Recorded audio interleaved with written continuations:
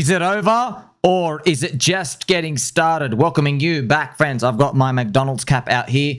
Earlier today, Donald Trump announced a 155% tariff on China, and then crypto nuked as he did it. Trump announced the tariff. These are his quotes. As of November 1st, tariffs on China will be 155%. Higher tariffs on China won't be sustainable for them. So it's kind of funny. S&P 500 had a muted reaction on that, but then crypto turbo nukes and it retraces the move from earlier. Now, obviously, things are going to play out. Price action is going to change differently at the time. Bitcoin does a whole reversal comeback. It looks like it's comeback. We were hoping it would just stall around this level here and do a reversal, but it just come back down. So we'll see. Remember, when you're in the middle of a range, man, it's very hard to predict, how it's going to move. Like, is it going to go like 3/4 near the top and then roll over? Is it going to come down here and go up? You just don't know.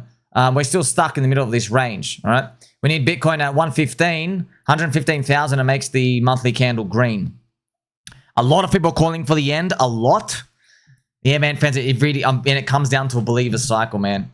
We could get destroyed, but it's a believer cycle. Like, do you believe crypto really has value, or you're just going to sell because you think 4-year cycle, the magical thing is going to work out?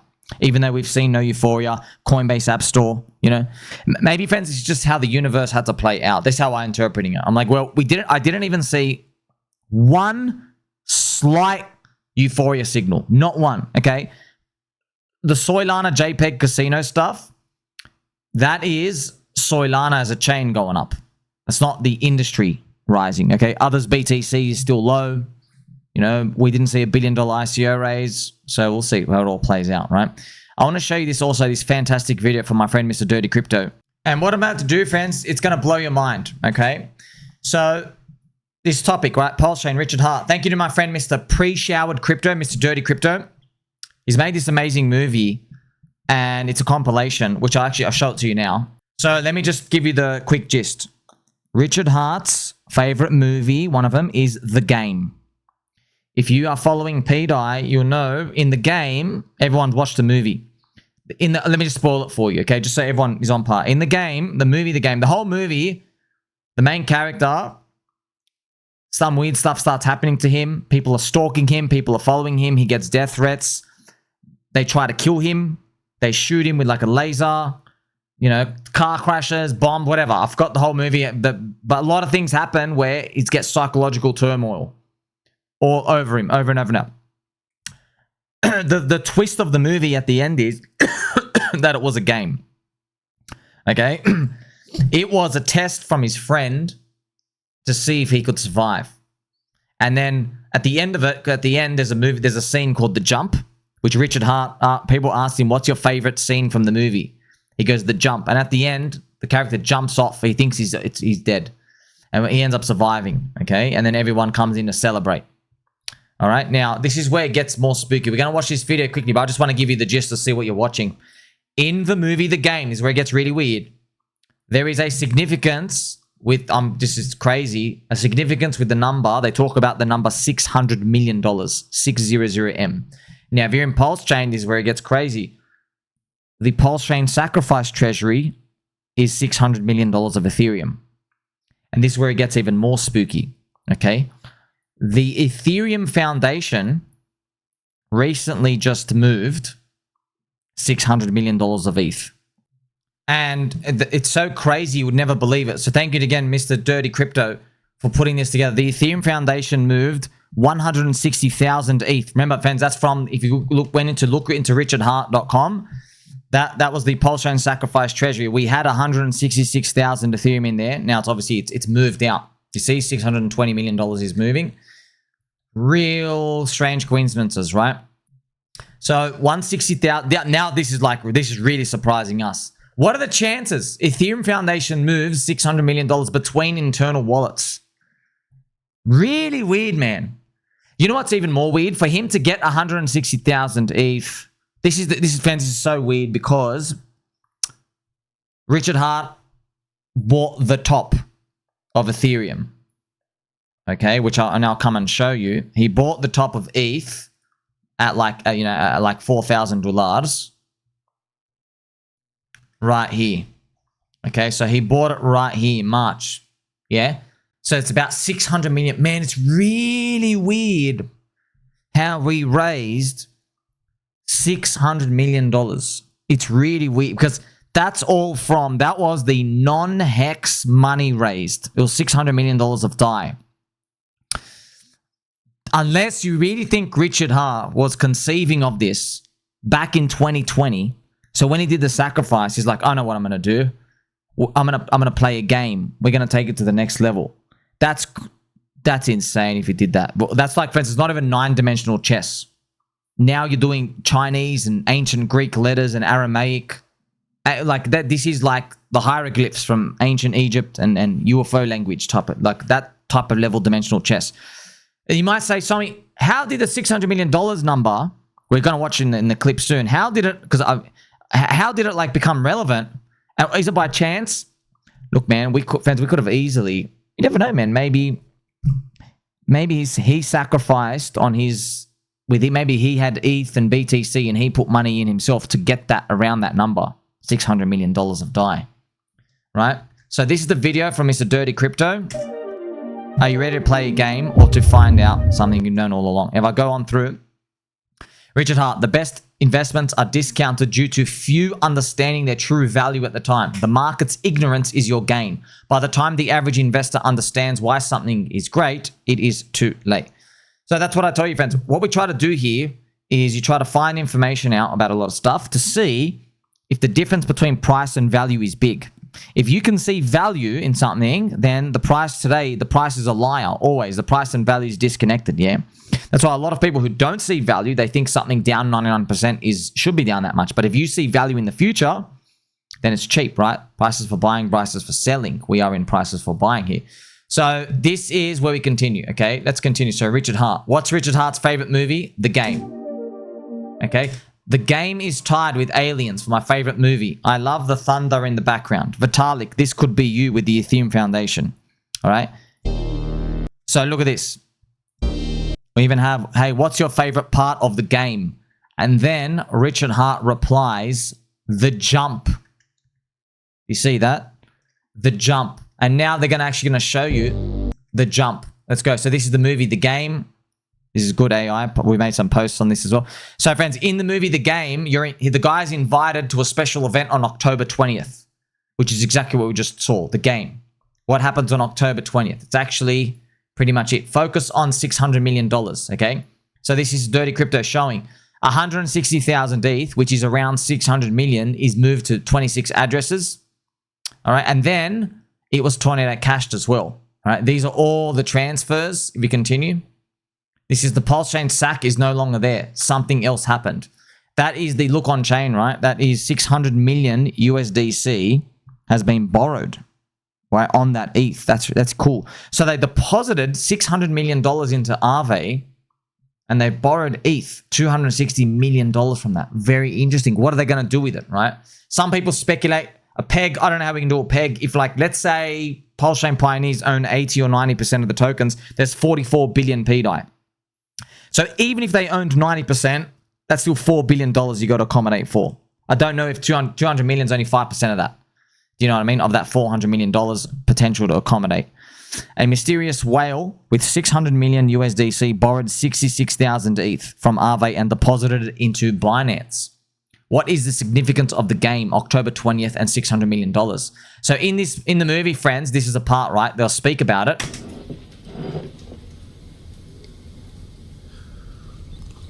My name's not Christine. It's not my real name. Who fucking cares? So they go through and they speak about this part. I think there's a part here where they speak about $600 million. I'd rather not talk about it right now. All I mean is someone like you. How many times have you done this? I'm curious. What? These scams, con games, how many? Lots. Well, whatever nickel dime bullshit you pulled in the past, this is more than just me. So they continue out here, friends, as well. This is $600 million. See that? This is $600 million. So weird, man. That's weird, man. He really, that's crazy, man. That's crazy.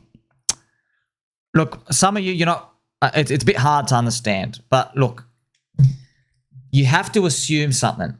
All right, this is not a far-fetched assumption. You have to assume if you go back to 2020, right? Richard Hart opens up the coin rankings, and he knows what Bitcoin and Ethereum are, but he looks at BNB. He goes, "Oh, you've got a layer 1 chain." Okay. He looks at XRP and he's like, why does XRP have value? Right? So he can see Tether, right? He's like, oh, stable coins, you have a big market cap. That was back then. So he's looked at Tether and he's probably like, oh, okay, so I'll do the pDAI thing, put that off to the side. And then he's looking at XRP. He's like, what can I take from XRP? Why do they actually have value? Because, back then they didn't even have a chain. Their chain sucks. No one's using it. RLUSD's their own stablecoin now. They didn't even have it back then. It just held on centralized exchanges. So obviously what he did is he did deep research, market research. He wanted to find out, hey, why does XRP have value? And then obviously as he dug, I wasn't making videos back then.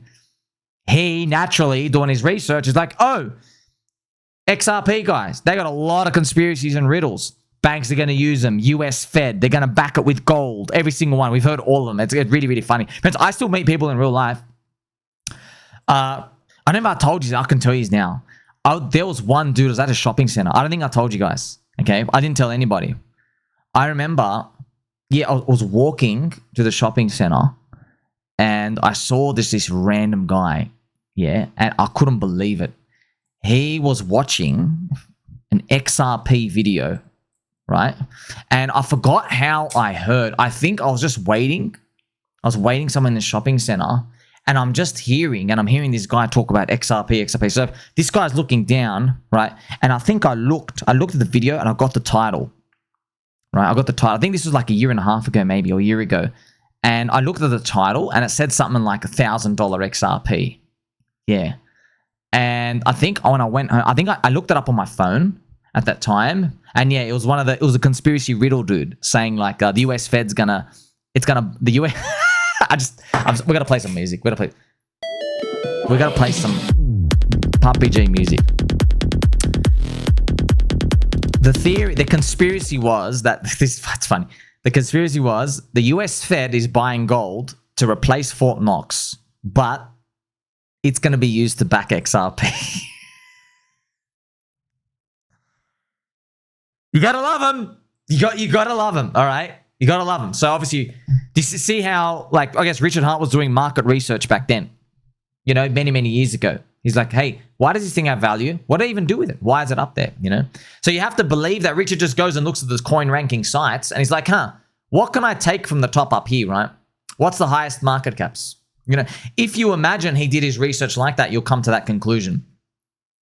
Okay. So, thank you to Mr. Durty Crypto for showing us this video. It's kind of amazing. Speaking about the $600 million and this scene out here. Gotta get out of here.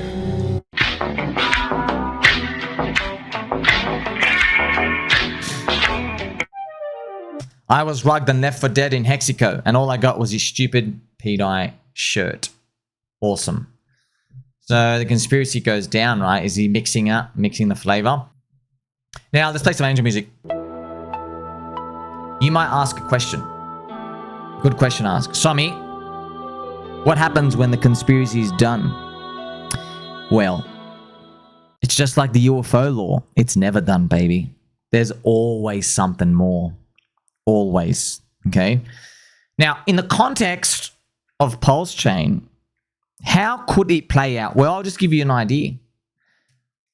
What if pDAI hits parity with eDAI and gets to $1? What do you think that does now? You might say, oh, but then the story's done. No, it's not. Nope. What about PWBTC? What about eDAI? What about eHEX and pHEX? That's another riddle.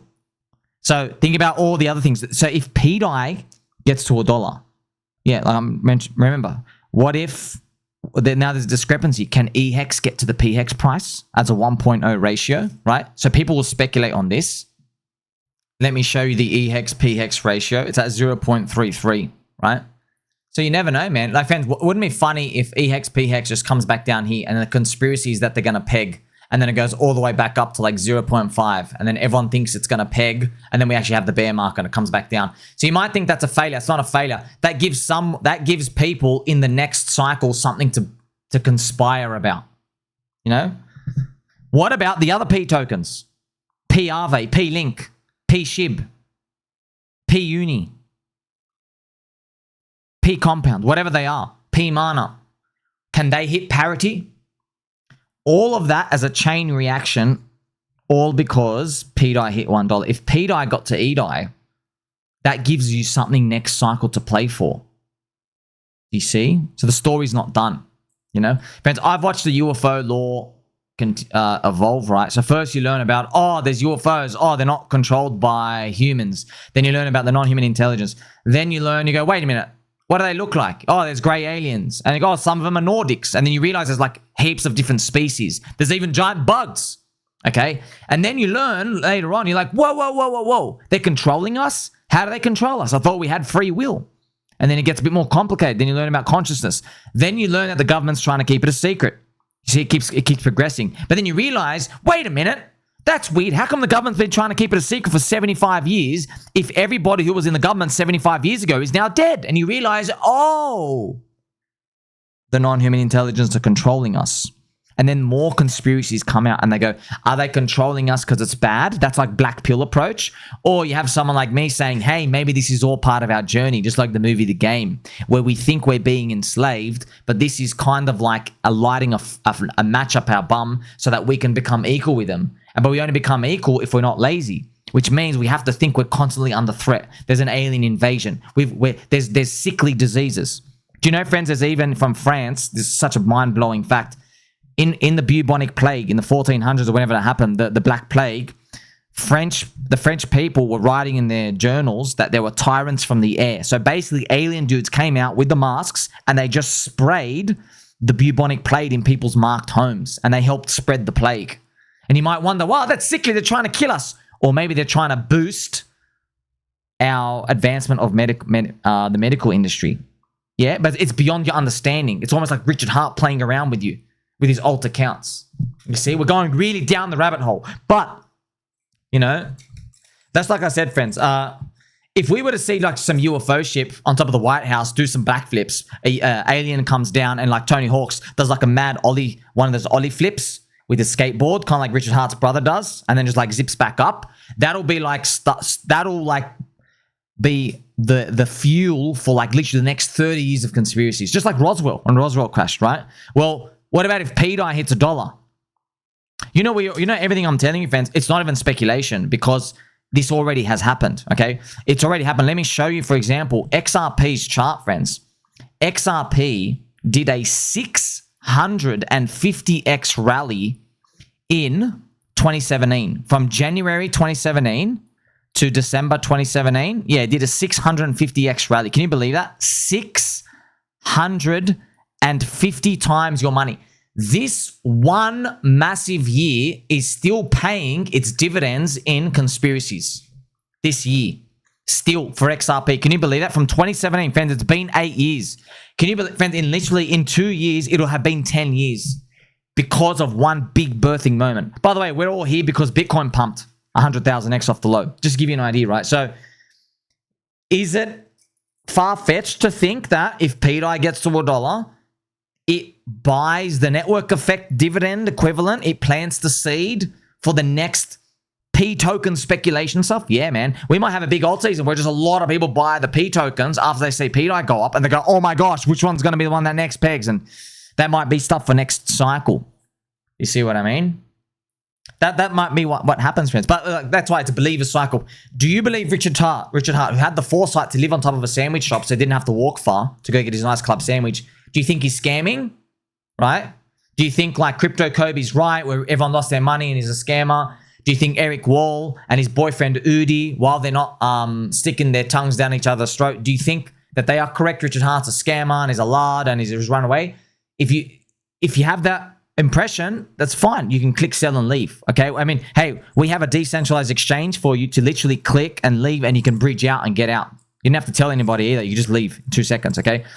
Or do you believe it's all part of the plan? Yeah. I think it's part of the plan. I'm staying long. All right. I don't know what the future holds. Not financial advice. So I want you to think about this strange stuff.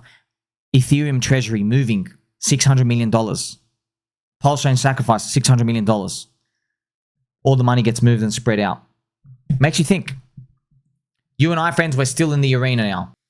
You know, this whole Ethereum Foundation thing, I mean, like, you know, look, friends, I mentioned this in the pDAI conference. I mentioned this in many videos before as well. Look, they put Binance CZ in jail.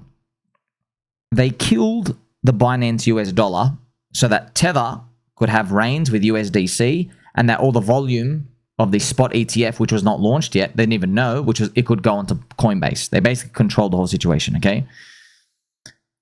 So you have that, all right? You also have MakerDAO sunsetting DAI. They've sunset it. Now you have USDS, USD Soy.